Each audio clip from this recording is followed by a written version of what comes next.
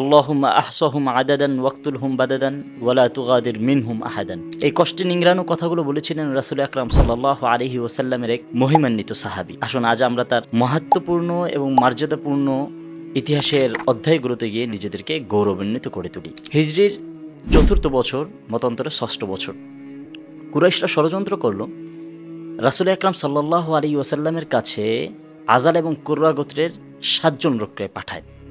তারা গিয়ে রাসূল আকরাম সাল্লাল্লাহু আলাইহি ওয়াসাল্লামের কাছে আরজ করলো, ইয়া রাসূলুল্লাহ, আমাদের গোত্রসমূহেতে এবং আমাদের সমাজে কোরআন এবং হাদিসের কিছুটা চর্চা রয়েছে, দ্বীনের কিছুটা চর্চা রয়েছে।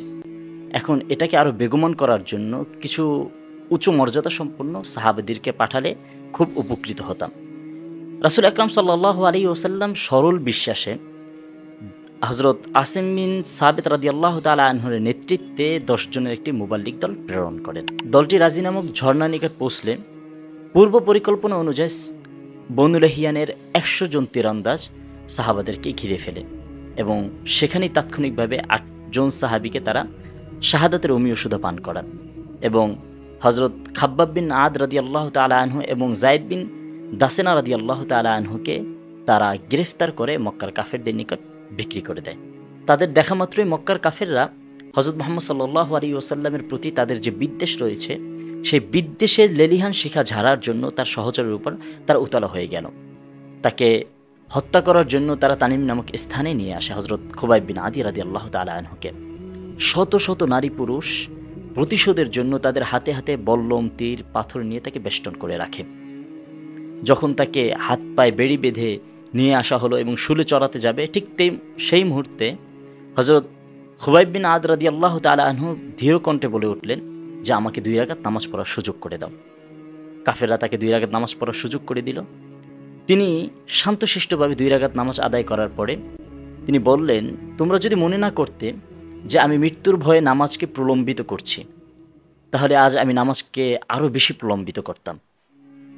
এরপর শুরু হলো তার উপর অমানবিক নির্যাতন এবং পাষণ্ড আচরণ, যা আজও ইতিহাস ঘৃণা বয়ে স্মরণ করে। মক্কার কাফেররা তার শরীর থেকে একটা একটা অঙ্গ কাটছিল আর তাকে বলছিল, তুমি কি চাও তোমার এই স্থানে তোমার নবী মুহাম্মদকে নিয়ে আসা হোক আর তোমাকে মুক্ত করে দেওয়া হোক?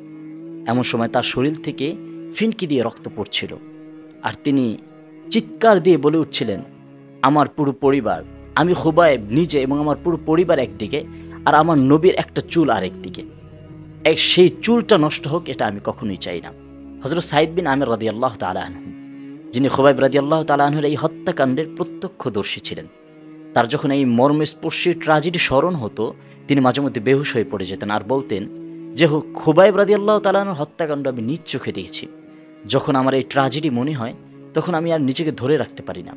আল্লাহ তাআলার দিনকে বিজয় করার জন্য এবং আল্লাহর জমিনে আল্লাহর দিনকে প্রতিষ্ঠা করার জন্য তিনি যে কতটা অসহনীয় কষ্ট যন্ত্রণা সহ্য করেছেন এবং কত বড় ধৈর্যশীলের পরিচয় দিয়েছেন, তা একমাত্র আল্লাহ তাআলাই ভালো জানেন। এতটা অসহনীয় কষ্টের সময়ও তিনি একটা পর্যন্ত শব্দ করেননি।